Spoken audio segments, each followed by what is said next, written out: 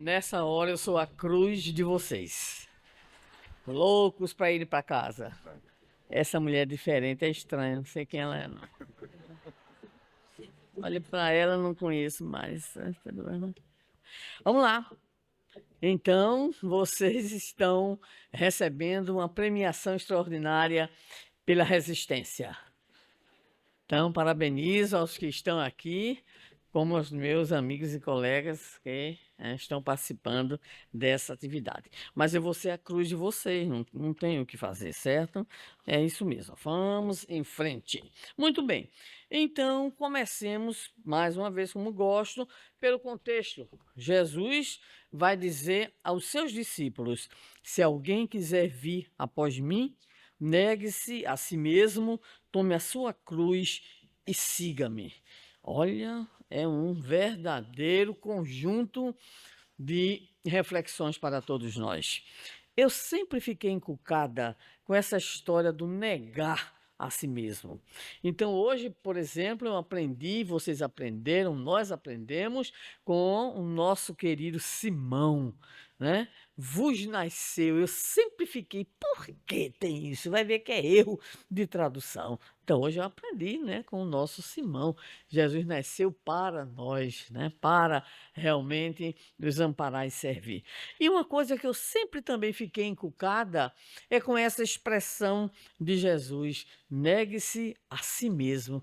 Digo, ô Senhor, será que a gente tem que fazer esse negócio de negar a gente mesmo? Não é muito assim, impositivo, não é alguma coisa que de repente machuca, não é alguma coisa que tira de nós a individualidade, as possibilidades. Até que um dia, no encontro lá em Natal, um companheiro nosso, Jomar Moraes, alguns que são potiguares aqui conhecem, fez uma palestra para nós sobre essa afirmativa de Jesus. E aí eu aprendi, porque nós temos a necessidade de aprender uns com os outros. Cada um que chega aqui apresenta a sua visão, claro, que é a partir dos princípios, dos estudos, mas também, sem dúvida alguma, de algumas formas interpretativas. E aí o meu querido irmão, jornalista, trabalhador extraordinário, o meu querido João Moraes, fez uma palestra brilhante. E eu entendi o que é um negar a si mesmo. Vamos ver se eu consigo dizer para vocês o que é, se vocês concordam. Também, se não concordar, não tem problema não. Cada um segue com as suas observações. Ele fez uma brilhante palestra, em primeiro lugar, fazendo enfoque em relação à primeira afirmativa. Se alguém quiser, dando exatamente a ideia de que ninguém está obrigado a. Mas se quiser, ou seja, seguir a Jesus deve ser, no nosso caso, um ato de vontade. Opção, escolha. Você não quer, tem problema não, está só adiando, né? Um dia você vai sentir a sua necessidade e conforme a gente geralmente comenta, cada um de nós vai ter o seu quê? O seu dia, a sua estrada de Damasco, o seu encontro com o chamamento do Cristo.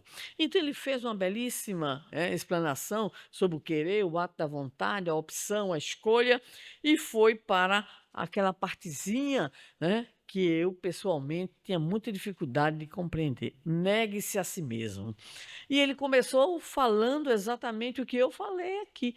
O Senhor, né, negar a nós mesmos, isso não tem uma conotação de certa destruição, de certa desvalorização da nossa própria individualidade, da nossa condição, e ele fez a partir de brilhantes reflexões, e eu trago só a síntese delas, quando ele diz que o negue-se a si mesmo diz respeito a mudanças de paradigmas que nós mantemos como verdadeiros atavismos de compreensão e de entendimento. Então, negar a si mesmo não é autodestruição, não é comprometimento da individualidade. É um processo de clarificação, é um processo de autoiluminação para negar em nós os nossos atavismos, nosso egoísmo, nosso orgulho e nossa vaidade. Porque sem essa mudança de paradigma, de compreensão, de percepção, de fato, fica muito difícil seguir a Jesus. Mas como se não bastasse, Jesus vai dizer: tome a sua cruz.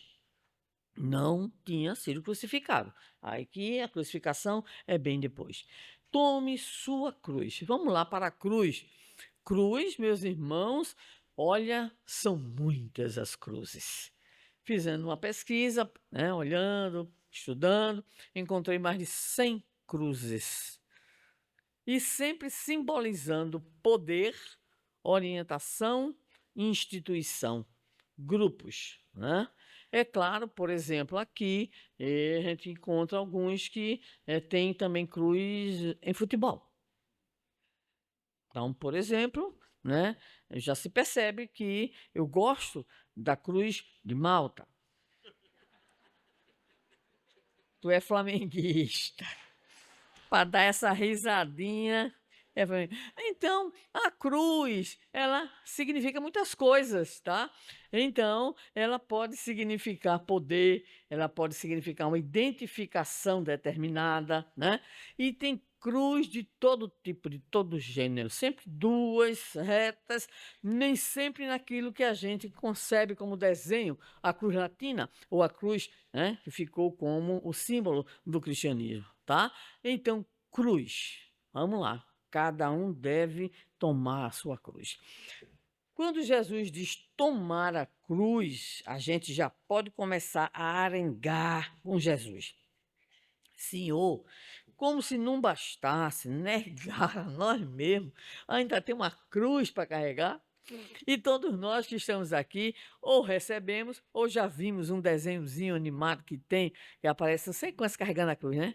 E um espertozinho, aquele é nordestino, com certeza, eu tenho quase certeza que é nordestino, o espertozinho que quer se dar bem, pelo menos é brasileiro no contexto, né, das nações. Ele pega, escondido e corta a cruz, né? Serra a cruz. E aí vai seguindo mais tranquila, a cruzinha mais leve, coisa e tal, até que chega um determinado momento nessa caminhada que tem um abismo. E acontece que esse abismo vai requisitar a cruz para atravessar. É quando ele descobre que ele não foi esperto, ele foi besta, né? Ele se deu mal com a escolha de o quê? Cortar a cruz, significando que cada um tem a cruz que merece. Porque esse sentido ficou acompanhando, vamos dizer assim, né? É um dos significados mais frequentes em relação à cruz, exatamente como se fosse o quê? Um castigo. Tem gente que diz assim: eu carrego a minha cruz. Fulano é minha cruz, e etc e tal, né? É a profissão, é o marido, é a mulher, é o filho, enfim, né? Qualquer situação que a gente acha que represente castigo, dificuldade, punição. Mas existem outros significados para a cruz, especialmente no que diz respeito à nossa cruz latina, a nossa cruz como símbolo da cristandade. Jesus foi crucificado. Crucificação, uma invenção terrível dos romanos. Essa invenção, ela só acabou de ser utilizada no século IV por Constantino, ou seja, antes de Jesus e depois de Jesus, e nós sabemos que muitos foram crucificados, né? Muitos cristãos foram também crucificados. Então, o que é que vai acontecer? O que é o sentido dessa cruz romana? É a cruz do castigo.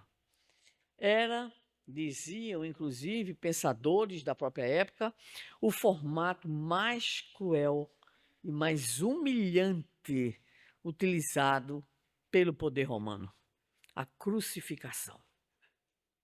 E pensar que Jesus foi crucificado. Então, isso dá para nós uma noção, ou uma sensação muito chata, muito constrangedora. Aquele que distribui amor, aquele que cura, aquele que liberta, aquele que passa aqueles anos, embora poucos, mas intensos, de amorosidade, de liderança servidora, de carinho, de esclarecimento, de cura, de libertação, ser condenado no sentido de receber exatamente a cruz ignominiosa. Mas é essa cruz que vai, então, a partir da crucificação do Cristo, atingir outra ideia, atingir outra compreensão. Então, hoje, já bafejados com as ideias e interpretações variadas, o sentido de tomar a cruz pode significar algo um pouquinho diferente do costumeiro.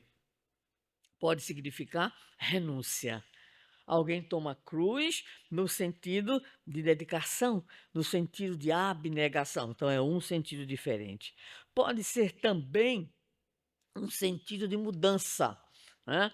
Aquele que está na luta, por exemplo, no combate a uma viciação, está carregando a sua cruz. Pode também significar sacrifício, entrega, abnegação. Então, fé também aí está.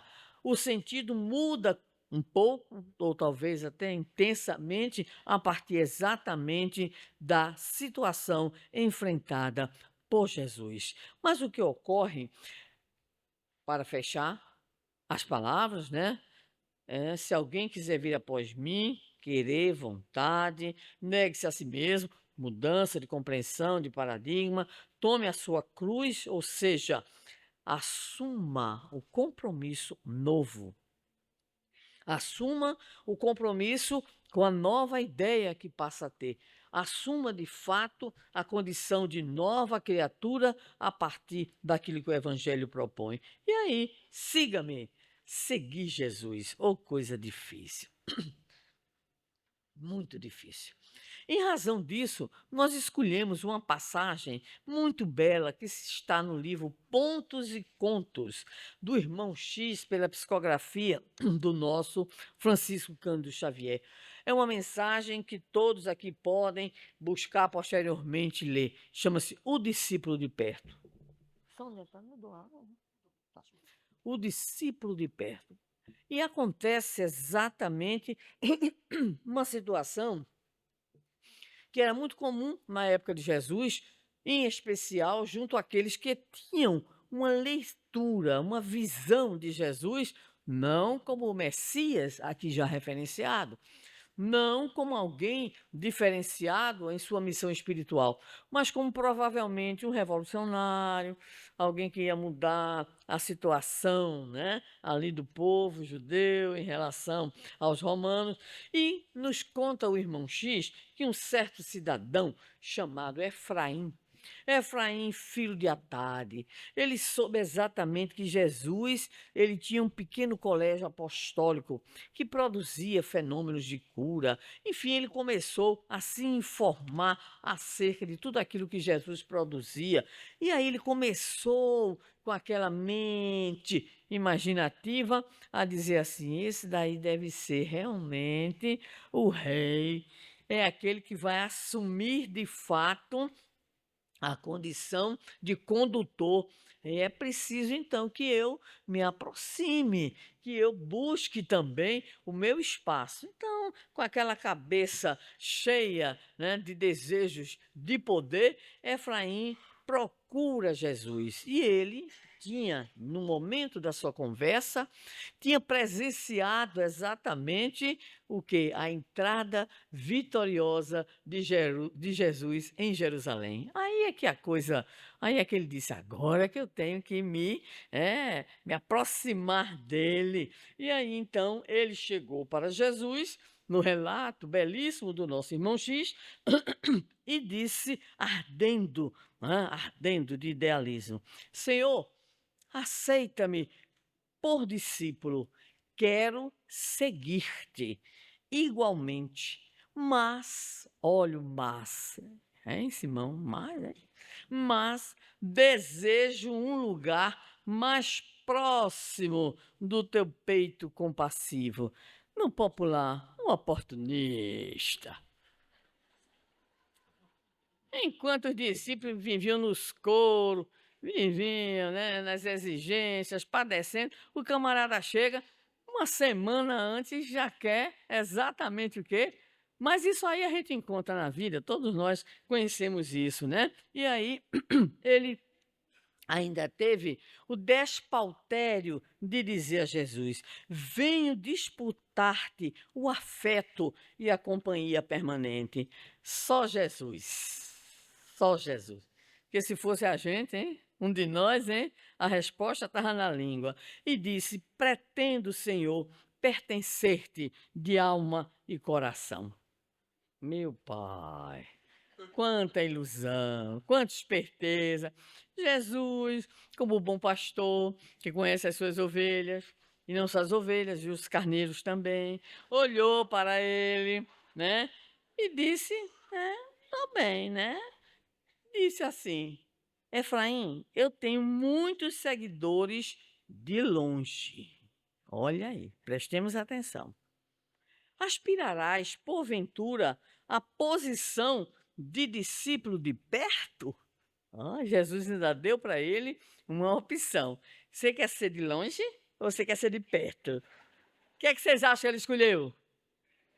De perto ele quer ser grudado, né? Ele quer ser irmão siamês de Jesus. É um problema sério.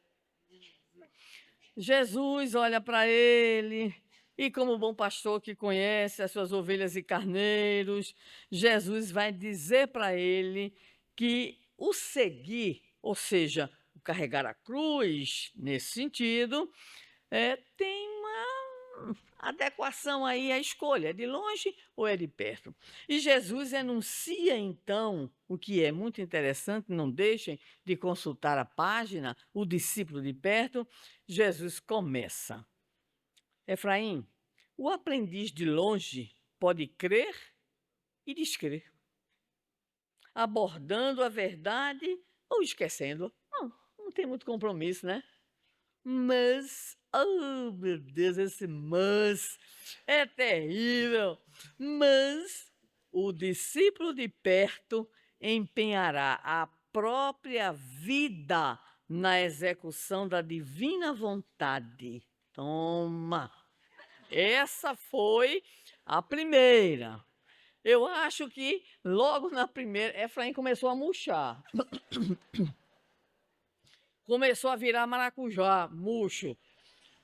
Jesus continuou: o seguidor de longe poderá, né, entreter-se com muitos obstáculos que lhe roubam a atenção, mas o companheiro de perto viverá em suprema vigilância. O negócio está esquentando. Jesus continua: o de longe sente-se com liberdade para buscar honrarias, prazeres, misturando-os com suas vagas esperanças no reino de Deus. Mas o de perto sofrerá as angústias do serviço sacrificial e incessante. Tome murchar, Efraim. Continua Jesus. Jesus, quando topava fazer isso, ele era caprichoso também, né? E aí, o de longe dispõe de recursos para encolerizar-se, para ferir, mas o de perto armar-se-á através dos anos de inalterável paciência para compreender e ajudar a todos. O de longe vai alegar dificuldades para se concentrar na oração, dizendo que está cansado. Nem parece com a gente, né? Mas o de perto inquietar-se-á pela solução dos trabalhos e caminhará sem cansaço em constante vigília. Efraim já começou a perceber que a coisa era pesada. E ele continua, Jesus: o de longe respirará em estradas floridas, demorando-se na jornada quanto deseje, mas o de perto muitas vezes seguirá comigo pelo atalho espinhoso. O de longe dá-se a pressa em possuir, em ter. mas o de perto encontrará o prazer de dar sem recompensa. Aí começou a bulir na parte mais sensível. Bolso, dinheiro. Continuou Jesus para dar o tiro de misericórdia. O de longe somente encontra alegria na prosperidade material. O de perto descobre a divina lição do sofrimento. Só um intervalo. A IA está fazendo miséria na internet com as preces para você pagar dívida, para você ganhar dinheiro, para você acertar. Aí colocam grandes figuras, inclusive recebi o anjo, um arcanjo, sei lá. Menino arcanjo europeu ao extremo, deve ser nórdico de nascimento. Porque galegão, moço, bonito, do olho azul, olhando para você e diz assim: eu sou o arcanjo tal, nunca mais você fez contato comigo, mas eu quero lhe ajudar a pagar as suas dívidas. Aí você lembra do cartão de crédito. Meu Deus do céu. Tá uma desgraça, porque até Jesus também já tá. Jesus aparece lindo, fofo. Ah, mas não está aqui não. Parece aquela imagem que tem aqui. Aí você está devendo. Menina, é tudo com dinheiro. É uma coisa impressionante. Muito bem. Aí Jesus continuou. Parece que Jesus já falava dos espíritas. O de longe padecerá muitos melindres.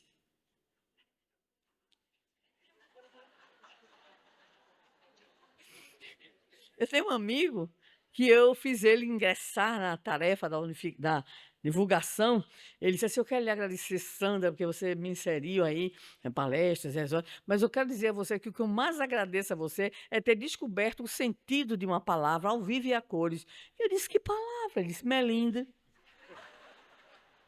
Eu nunca vi gente mais melindrosa do que espírita. Eu digo: é mesmo, tá bom. Eu não tenho lá muito não, deve ter algum. Continua Jesus: o de perto encher-se-á de fortaleza para perdoar sempre e recomeçar sempre no esforço do bem. Eu acho que a essa altura Efraim já estava querendo acabar a conversa. Mas Jesus sacramentou e disse: o de longe não cooperará sem honras, mas o de perto servirá com humildade, obscuro e feliz. Pronto. Humildade, obscuro e ainda feliz. Feliz pela obscuridade. E arrematou esse papo Jesus, oferecendo a Efraim, filho de Atar, a visão, discípulo de longe, discípulo de perto. E disse assim: o de longe adiará os seus testemunhos de fé e amor, de fé e amor perante o Pai.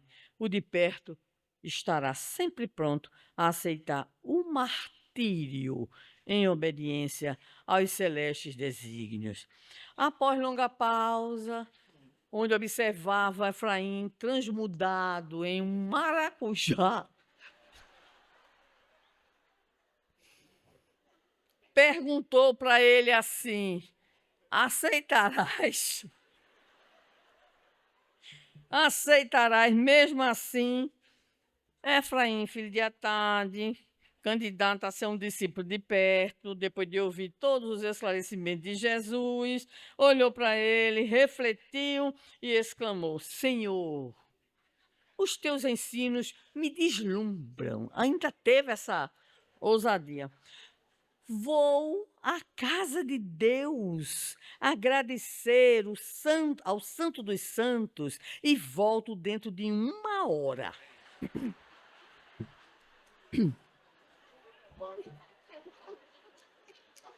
Volto.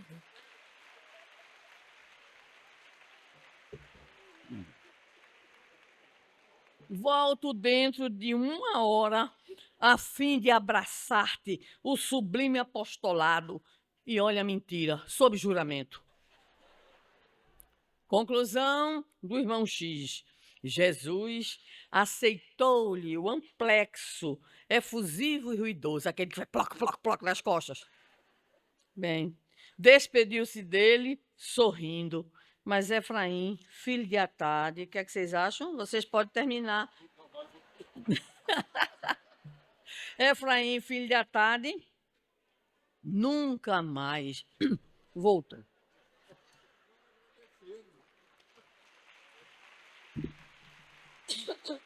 Então, meus queridos amigos, toda vida que eu leio essa mensagem, eu digo: Senhor, será que eu me pareço com Efraim? Senhor, será que em vez de ser um morango do amor, uma maçã do amor, uma uva do amor, eu virei um maracujá? Tem piedade de mim, Senhor, porque quando a gente começa a ter as primeiras dificuldades, primeiro é a família, a gente vai, quer seguir a Jesus, quer carregar a cruz, e a família diz logo: leva a cama. No Nordeste, aqui para meus irmãos, leva a rede, que é mais fácil. Ou mais fácil ainda, leva o colchão inflável, R$ 89. Porque você quer mudar, porque Jesus toca o seu coração. A mensagem do Evangelho penetra as fibras íntimas e você recuperando, ainda que rapidamente, a essência de quem você é, você diz: eu quero ser bom, meu Senhor. Eu quero ser do bem, eu quero amar, quero amar, quero amar. Aí vem a cacetada. É família, é no ambiente de trabalho, os amigos. E Emmanuel diz exatamente na mensagem O Cristão no Mundo, né, Simão?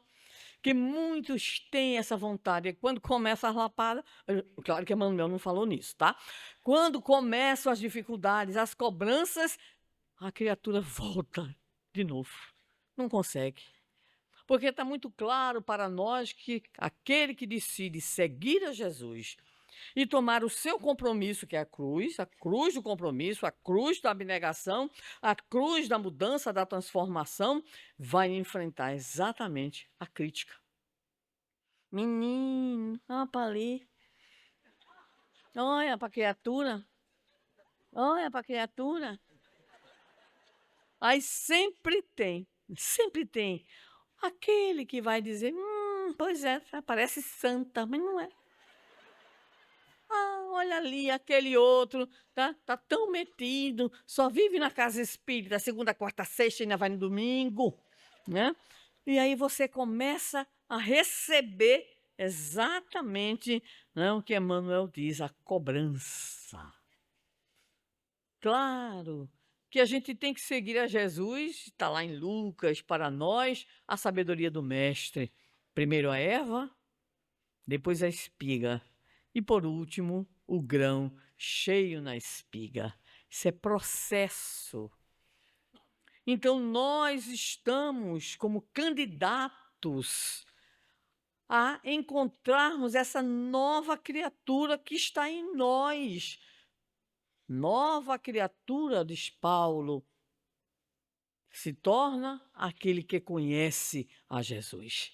Então, meus amigos, irmãos queridos, neste congresso, hoje, amanhã, estaremos sempre sendo estimulados, estamos sempre sendo esclarecidos. Os nossos queridos companheiros que por aqui passam nos trazem conteúdos de reflexão extraordinários.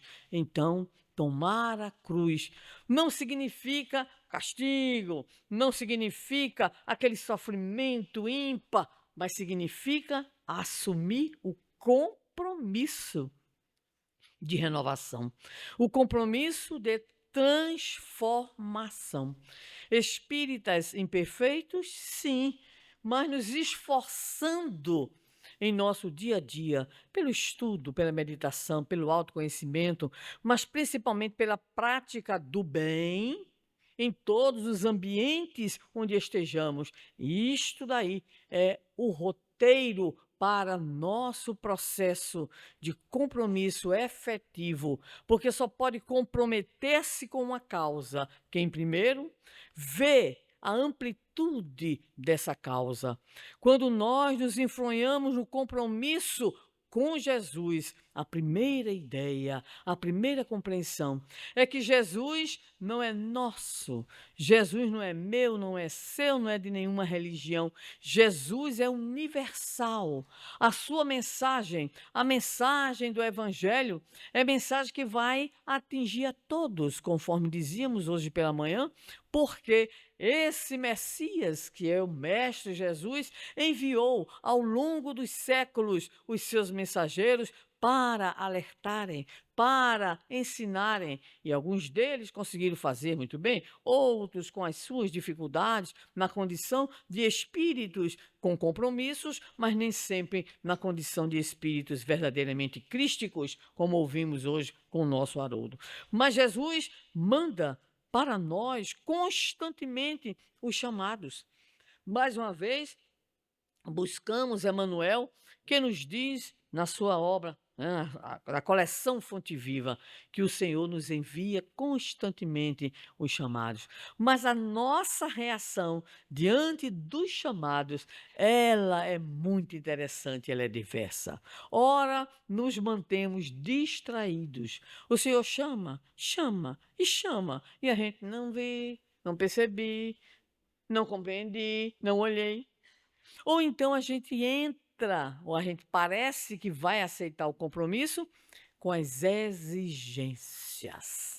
Senhor, eu topo, mas vamos ver quais são as cláusulas do contrato. Então, o que a gente mais vê por aí, você vai ficar rico, prosperidade. É só o que a gente ouve hoje, prosperidade.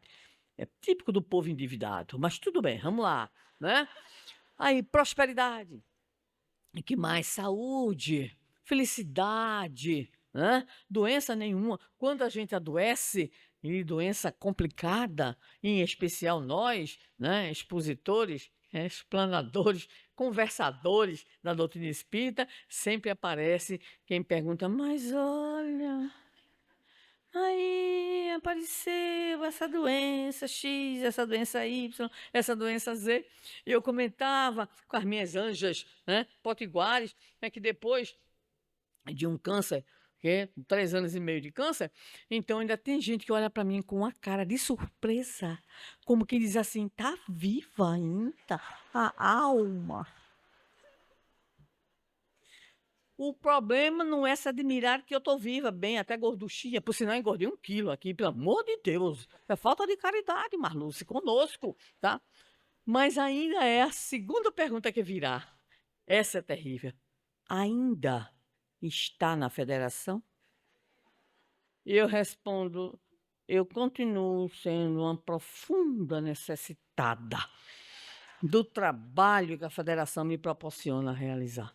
Então é muito interessante quando Emmanuel diz para nós que, além de distraídos na hora do chamado, nós apresentamos as cláusulas, nós apresentamos as exigências para servir e para seguir a Jesus. Então, meus amigos, estamos na realização do 9º Congresso Espírita Alagoano. Qual é o produto que se quer aqui? Alguém imagina? Vou ver se eu contemplo aqui na minha mediunidade de porta fechada, mas de boa intuição, né? O que mais se deseja não é apenas que a gente saia daqui feliz. Pelo menos tenho certeza que todos nós que comparecemos aqui na condição de expositores, pensamento é um só. Senhor, que a nossa palavra possa tocar os corações, a começar pelo nosso, óbvio, porque quando a gente fala, olha aí, né? A gente não pode pensar que a gente fala para o outro, a gente fala no processo de autoescuta. E o que é que a gente deseja? É que esse encontro, essas palavras, essas reflexões, essas manifestações artísticas, as rodas de conversa, acabamos de ter uma roda de conversa deliciosa com jovens, isso tudo possa representar espírito e vida. Isso possa conclamar os corações para a divina união, porque é este o sagrado objetivo, a união do discípulo com o Mestre, que, estudando sobre Jesus, modelo e guia da humanidade, refletindo sobre as lições que aqui são apresentadas, que nós possamos nos incluirmos plenamente nesse objetivo, sentir em nosso coração 3 coisas. Primeiro, esclarecimento que a doutrina espírita nos traz. Porque o cristianismo nos trouxe muito, mas muita simbologia, muita alegoria. Então, a doutrina espírita vem nos apresentar de uma forma, vamos dizer assim, mais analítica, mais aprofundada, aquilo que o mestre colocou muitas vezes no formato simbólico. Segunda palavra, consolação. Porque é através do Evangelho, analisado, refletido, à luz dos princípios fundamentais da doutrina espírita, que nós vamos encontrar a ideia completa, o conceito correto acerca da sabedoria, da justiça, do amor divino. E terceira palavrinha, proposição. Que possamos sair deste congresso com a proposição íntima em nossos corações, sermos mais fraternos, mais amigos, mais cristãos, mais resistentes às tentações, mais resilientes no enfrentamento da dor, no enfrentamento dos testemunhos, das doenças, dos reveses, das decepções que a vida nos apresenta como conteúdo natural de espíritos de terceira ordem que somos num plano de provas e de expiações. Que esses momentos de alegria, de descontração, de reencontro com queridos amigos, de esses momentos de ouvir os nossos queridos amigos, companheiros, alegremente, profundamente, isso tudo represente para todos nós alimento espiritual para que possamos seguir em nossas lutas. Conversando certa feita com o nosso querido Divaldo, saudoso Divaldo, e ele nos dizia, Sandra, a benfeitora Joana de Ângeles nos diz, ninguém está na Terra em regime de exceção. Tradução para o nosso tema, não há quem não tenha cruzes, não há quem não tenha dificuldades, não há quem não tenha problemas, não há quem não tenha desafios, mas que nesses momentos nós possamos evocar mais uma vez a figura de Jesus a nos dizer, no mundo tereis aflições. Ele não escondeu, mas tende bom ânimo, eu venci o mundo.